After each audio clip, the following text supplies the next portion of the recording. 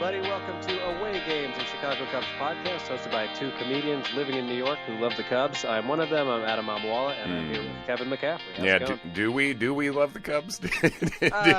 we do. More or less, and at this time, maybe a little bit less. Although you and Ken got to do the positive reactionary opening day episode, so it's only fair that we do a overly reactionary after the worst game of the past few years, maybe. Right. Episode. Relationship with the Cubs right now, I feel like basically... Tenuous. Yeah, tenuous. I feel like Ken and I did the opening day, so I feel like that was honeymoon with the Cubs, where it's, we just pledged our love to each other. It's real now. The season of love has begun, and now I feel like I'm going to relationship counseling. Now, Permission to try to be measured about this. Yeah, great. All right, go for it. This is my not so hot take. Yeah, the beginning of the season is always magnified. Yes, right. So the last three games have been frustrating for a lot of reasons. Yesterday's 8-0 loss was just, frankly, an abomination of a baseball game. A fucking clown show. Yeah, and the bullpen issues on Saturday and Sunday were gross. Mm-hmm. But yes, gross as well. They were very gross. But if if these three games happen in mid-May when the Cubs are 30-12, we're annoyed for those 3 days, but it's not like the sky is falling. So I'm trying to at least remind myself that, yes, everything looks bad right now. There's no way to not see it that way. Right. And are the Cubs going to win the division this year or be a good team? Maybe not. Maybe Pacoda's right, and I'll have to get Pacoda tattooed on my ass like I promised I would. But, that would be, bummer for several reasons. Yeah. But are the Cubs going to lose 75% of their games? Are we really living in a world where they're going to be 40 and 120? It's not going to happen. No, right. They're not. They're certainly not that bad. It's not going to be that bad. And to be beyond measured, really, and talk about what we really did see is the bats have been very good. Although the bats have been very good, and then of course they've been shut out by a not that good pitcher in 25% of the games they played. But overall, basically everyone is hit well. That's great. Kyle Hendricks, I don't even know how to. I don't even know how to tell whether he was good or not good, but I think he was pretty much fine. Just the defense was so horrific behind him. He had no shot, really. And, the bats have been great. The starting pitching's been weird. And the bullpen's been awful. So it's 4 games, as you say. We have 98% of the season to go. But in a division that's tight, 2% of the season is, that's some 2% of the season is going to make the difference in the end. Right, and again, I think it's all the more frustrating when we're watching this coming out of an off season where the thing that's been talked about the most is we're going to really play with a sense of urgency this year, and we're not just talking about winning 2 out of 3 games. We're talking about sweeping the series, and all of that kind of going into the season had us really excited, and then you come out and lose 2 of 3 to a bad Rangers team. Yeah, they're not good. And yesterday, it looked like the Cubs didn't even show up. It was, it not only did they look terrible, and I didn't watch the whole game. I was out doing a show and being very drunk. So I feel as hungover as I feel like the Cubs do right now, and I probably sound it. But I did see the first inning, which really was all you needed to see from yesterday's game. Zagunis dropped a ball that, it is literally a ball. If you or I were playing left field, I think we make the play. I think so too. Literally. And that sucks. And he misplayed a ball later too, I think. Mm-hmm. And he misplayed a ball later, and also before that he didn't call off Javi on a pop-up, and then the ball dropped, and that led to another 2 more runs. Right. And even though it wasn't a technical error, but it was. Oh, totally. Yeah. And Javi there, I think, misplayed it too, but I think Javi was aggressively waving Zagunis off because of Zagunis dropping the ball before. Mm-hmm. So I think that sort of bled into his decision making, but then Javi didn't go full out for it, and obviously it's the outfielder's job basically is to call off the infielder on the way in. So he should have done that too. If only, and then Javi had a terrible throw on the double play attempt after that. And then Rizzo just completely whipped the ball ridiculously over Kyle Hendricks' he booted head. A routine ground ball, and then to compound it, once the runner was basically already safe, he threw it. So I've never seen anything like that from him. It was very weird. And, when with games like that, sometimes you can be like, oh, man, it's weird. It's weird baseball. You got to just throw that one in the trash and move on. It's pretty early for a throw it in the trash and move on is the thing. Yeah. You know what I mean? We just started this thing that you should not be that bad in that way right now already. And as far as Zagunis left, I'm happy for Zagunis. I think he is going to be a productive bench player. He has started half the games out of 4, only 4. Kyle Schwarber has started half the games. What the fuck is the problem with I know it's a left-handed person. Kyle Schwarber is the outfielder who justifies the most playing time out of any of the Cubs outfielders, including Almora, including Hayward, and he's the only one of those 3 nominal starters who's not being treated like a starter. Also, he's looked good. He's looked great. He's looked. Did he not homer in both of his starts? He's been on everything. He hasn't looked fooled by a thing.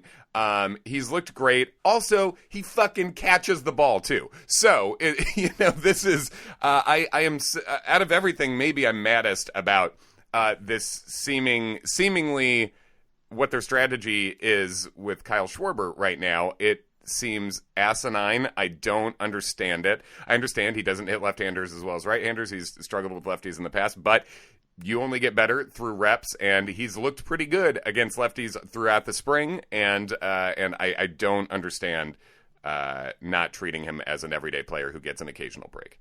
Not to mention the fact that the lefties that he's been sitting against, we're not facing Chris Sale here. No, and specifically Newcomb is split neutral, basically. Right. So I don't understand. It boggles my mind. To me, that is plainly stupid. And it seems like a thing where it must be Joe and the front office, the geeks as he calls them, agreeing on a strategy, or it's one overriding the other. But I would be very curious to know if it is one overriding the other, because whoever is making that choice fucking sucks at that choice.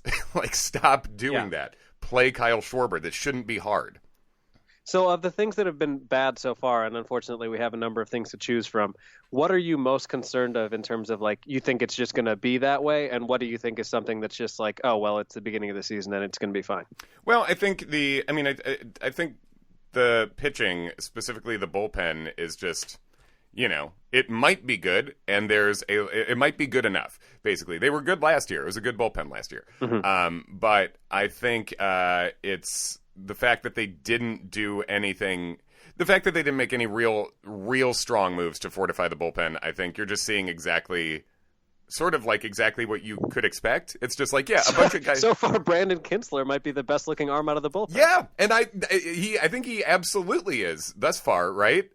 He's by far been the most effective. Montgomery's gotten hammered around, and obviously if the ball is 1 inch further foul against the Rangers, maybe we feel a lot better about everything, and Mike included. But yeah, I worry about I don't worry about Cole Hamels. I think that was just weird.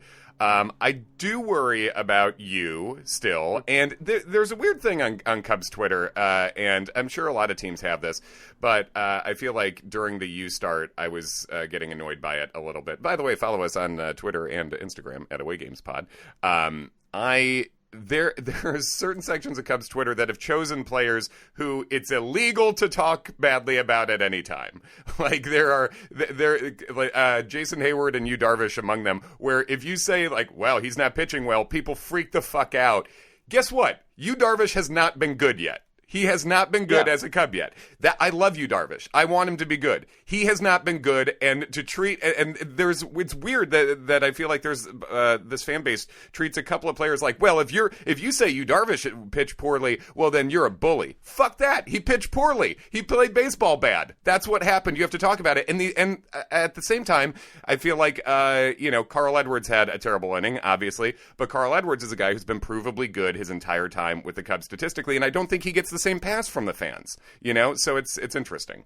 No, and again, there's a distinction to be made where it's like, okay, yeah, if Darvish gets scratched from a start because he has a fever, and then we're tweeting like, oh, look how soft Yu Darvish is. Right. Okay, yeah, get on our case. Totally. But That's if you're bullshit. just looking at things that are real life facts, Yu Darvish made a start. He did not pitch well, and these are the results that they are. It's not even a matter of opinion. No, it's not bullying you, Darvish. It's not talking shit. It's literally watching baseball and talking about the baseball that is happening. Also, we're not adding him. Yeah. It's not like, right. Hey, at you, Darvish, you suck. No. And it's just like commenting on a baseball game. Right, and no one came at us about anything, but it is seeing some fans go after other writers.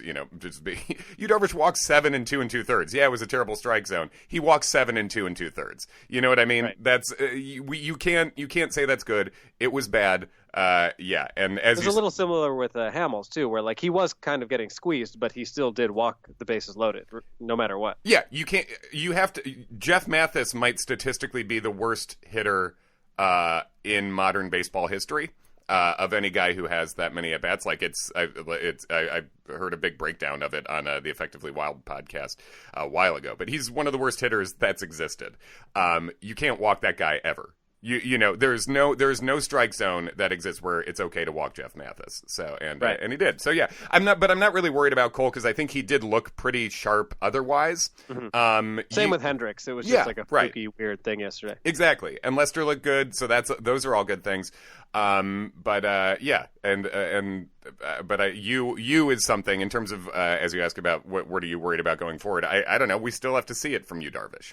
Well, and the thing about it is that, like, going into the season, I feel like so much of the discussion was about, like, oh, the Cubs' offense was broken, and are these guys going to break out this year? And maybe they are. I think we're seeing that a lot of them, from an offensive point of view, are at least thus far looking pretty good. But I think it was easy to forget that ramshackle bullpen that, yes, did well last year, it was doing well in a way that didn't even make sense. I mean, you had, like, guys like Jesse Chavez and De La Rosa closing games. The fact that the Cubs were even winning any of those was not what you would expect. So it kind of makes sense that when you have a bullpen that on paper is worse than last year and has a bunch of like no-name guys, it's not going to be steady. It kind of makes sense. It's weird to just fully count on, well, this could go right. And I think that's basically what the Cubs did with their bullpen is they just added a bunch of numbers instead of picking guys who were more likely to break well, There's still a guy out there, Craig Kimbrell still exists, still one of the most effective closers in history, but, no money, I guess. So, yeah, it's but I think you're right. Yeah, it's sort of like it's Randy Rosario writ large, where Rosario's peripherals look like he shouldn't be good, but he's been really effective, and that's sort of what the bullpen was last year. And, so I don't know. I don't see feeling super confident about the bullpen anytime soon. No, and what's concerning about it is that, you have a starting rotation where 2 of the 5 people are aging, and 1 of the 5 is prone to injuries and or walking a bunch of people. So you're going to need innings from your bullpen. Yeah.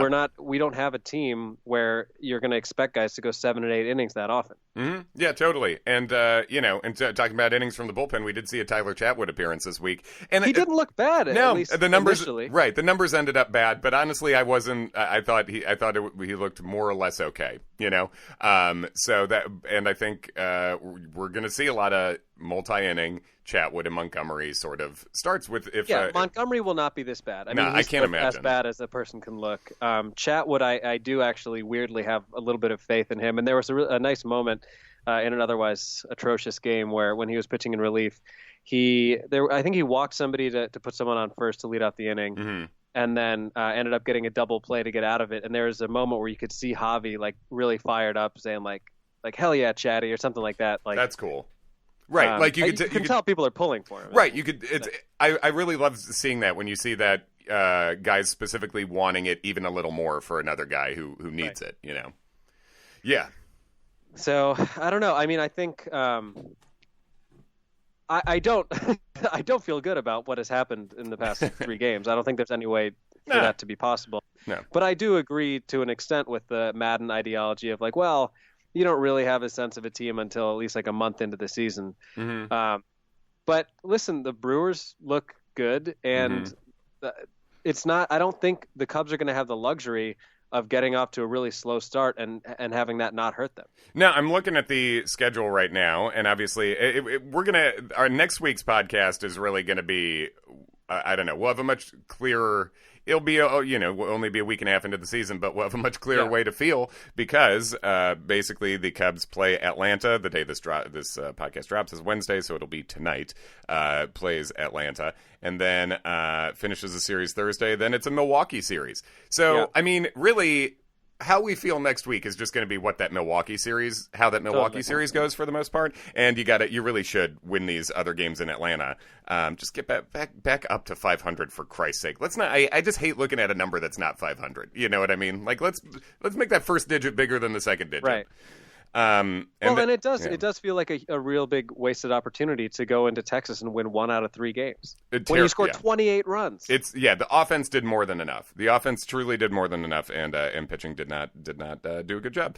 Carl Edwards came in and had a terrible inning, but I mean that kind of stuff happens when your starter goes 2 2/3. You know, right. Pittsburgh. So the Cubs will go finish the series in Atlanta. Then we got Milwaukee, and then the next week is 3 against Pittsburgh, 3 against the Angels, and then 3 against Miami and 3 against Arizona. So basically, if the Cubs can pull it together this week, take 2 out of 3 in Milwaukee and win something in Atlanta, you know, they're not going to have a softer run of schedule really anytime soon, you know.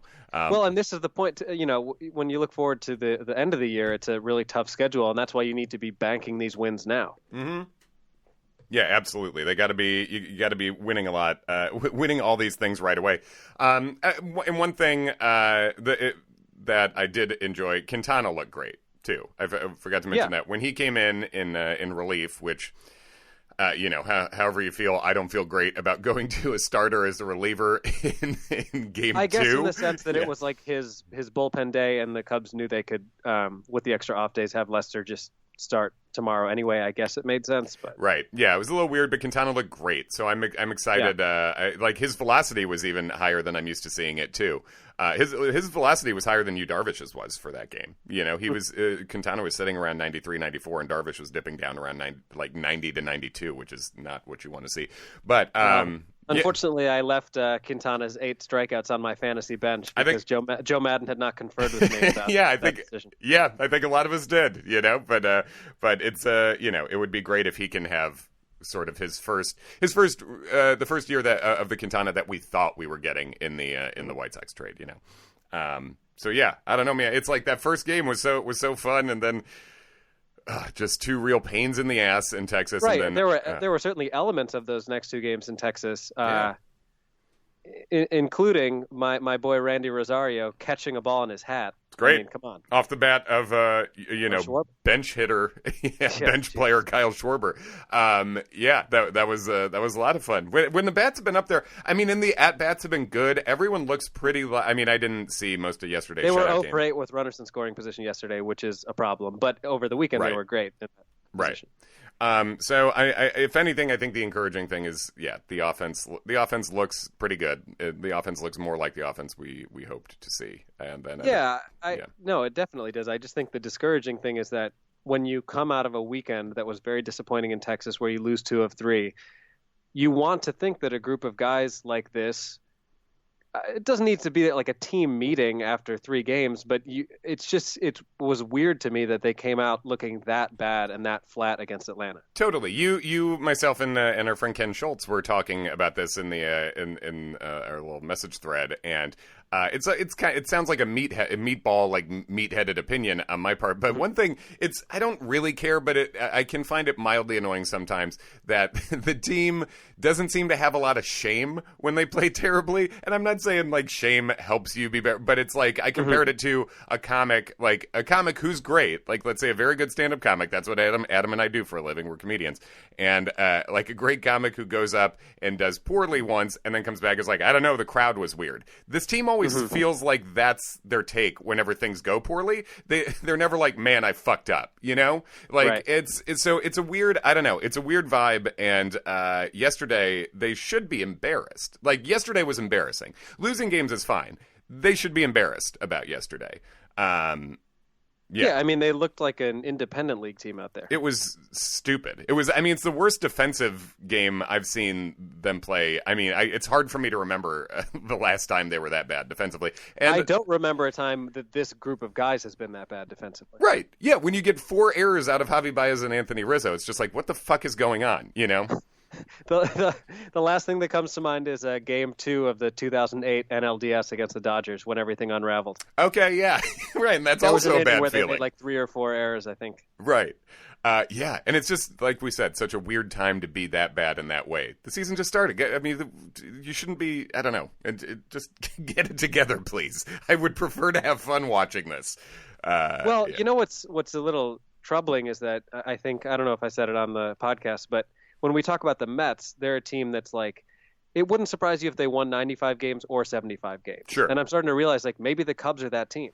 Yeah, and I mean, I think wildly worst case scenario, at the end of the year, you could look up and look at the pitching staff and be like, oh, yeah, they were old, there's some injury risk, and then in the bullpen, there's almost nothing to count on outside of, a Strop and a Cishek. So yeah, I think you could look back in hindsight and be like, oh yeah, this you could easily see how this whole pitching staff could just go down the tubes. I don't think that's going to happen, but yeah, but I think this is more of a I think this is more of a low 90s win team. But yeah, it sure doesn't feel like that coming off the Atlanta game. Yeah, and it would be very nice to right the ship, especially in Milwaukee. If you go in there and win 2 of 3, or especially if you sweep the series. I mean, the last thing that you want, just because it would be a bummer, is like, imagine a home opener this coming Monday against Pittsburgh where the Cubs are like 3-6 or 2-7. Yeah, if that. yeah, only got the one banked so far.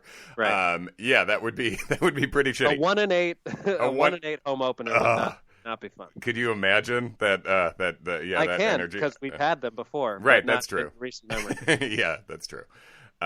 Being bad when you're supposed to be bad is one thing. Being bad when you're supposed to be good is a completely another thing. Yeah, it feels like a trick. It's just it's just like, wait a second, we agreed we're not this anymore, right? We're not. This is the other guys. This is not how we're supposed to be doing it in the 20 teens. Yeah. And again, keep in mind, this is a team that did win the World Series and make all of our dreams come true, yeah. as you and I and Ken have said many times. Imagine, in a world where they don't win in 2016 and everything else has gone exactly the same since then. Right. If everybody is this upset now, this could have been a weirdly sad period of competitive years for the Cubs. You know what I mean? Yeah. Because the frustration just continues to grow. It's like, yes, I'm happy that they're competitive, but we're still not winning, and I just hate everything. Right, and I think that's almost exactly where Cleveland is right now. Is they've when they lost that World Series to the Cubs, then they've made the playoffs since, but have never gotten back to the series, and then the team is each year the roster has been slightly worse, for them too. They had a very Cubs-like offseason where they did almost nothing. Right, exactly. Yeah, so I mean, it's I don't know. It's been a weird opening week, It has. And that's what's so annoying is that I feel like we talked about this so much all offseason when everyone was complaining, and we were part of it. For good reason, I think. All you wanted was like, let's just get to the games and play well, and then all of this negativity can go away. And right now, it feels just as negative, if not more so, than it did last year. And that team was winning games. Yeah, right, totally. Yeah, and hopefully this one will very soon. But it's just like, yeah, losing 3 games in a row happens, but the bullpen just completely blowing it twice, and then yeah, that absurdity from yesterday is just like, it feels dirty. And of course, and we're recording this on Tuesday, where the Cubs do have a weird off day in the middle of a series again, which you hate after a game like that. Yeah, like 2 hours later. Yeah, exactly. So that's frustrating too. But yeah, Adam and I are on the same show tonight, so we'll get to see each other and continue being wallowing. Yeah, I guess. It just let's just make it better. Play Kyle Schwarber, for Christ's sake. That's that's one of my main annoyances, I guess. Yeah, what you got anything else to talk about off the top for this week? I mean, I feel like there's not a lot of like specific storylines yet, No, not really. I think obviously it'll be good to see a second time through the rotation for everybody, and I think that out of everyone, and I think you'd agree, I'm the most concerned about Darvish, just to see, like, is there going to be a time where he gets it together? But again, to freak out because he looked bad in the first game is, I don't think, prudent, but it does make sense that we feel that way. Yeah, and I don't think we're freaking out. And he seems like such a cool guy, and his upside is great. But it's the reality is we haven't seen it yet in a little over a year, and in one start into the year, that wasn't it either. So yeah, I would like to, from an individual standpoint, that he's probably, I guess, the main thing to look forward to this week is like, well, let's see if he do it now, right.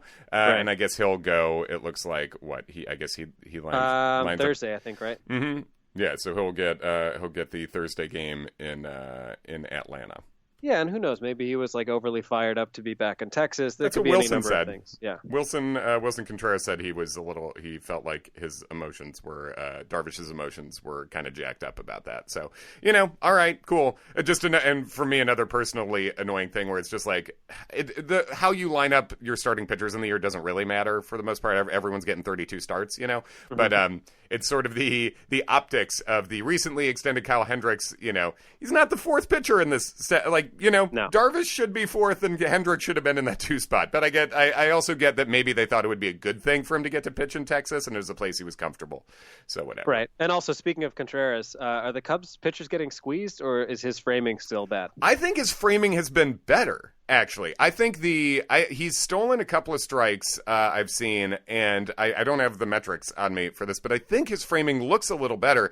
But I think those 2 Texas strike zones, particularly the one, were just fucking bonkers. I think those were kind of aberrations. And the umpires should be embarrassed too, because going games 2 and 3, you shouldn't be digging at the bottom of the umpire barrel either. These guys should have their shit together. And speaking of umpires having their shit together, now that Carl Edwards, the delivery he was using all through the spring, has now been deemed illegal. When the fuck were you going to decide that? The umpires should be embarrassed about that. Did you just wake up today?